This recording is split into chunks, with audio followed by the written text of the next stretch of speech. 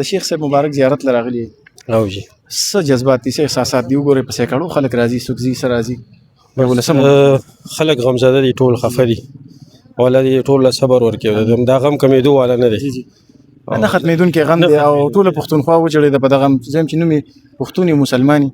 نو د سترګو نه مې پې اوښکې تلي هر سړي سترګو نه اوښکې تلي دي هر سړی غمزده دی صرف پاکستان کې نه بار ملکونو خلک چې کم خفه دي دنیا خلک را روان دي او د شیخ صاحب دی کورنۍ سره چې کم دی دا غم شریکي بلکې دا ټول د شیخ صاحب د کورنۍ غم صرف نه دی دا زموږ د ټولو غم دی د ټول عالم اسلام لکه زه به صرف دا ریکویسټ وکړم که نه چې لکه زموږ دا خلک دلته راشي او قبر له او مطلب دا دی چې لاړ راشي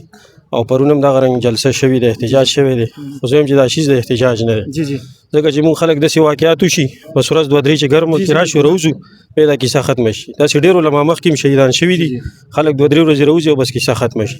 زه وایم چې دې پیره بس دا زموږ اخرانۍ مړی شي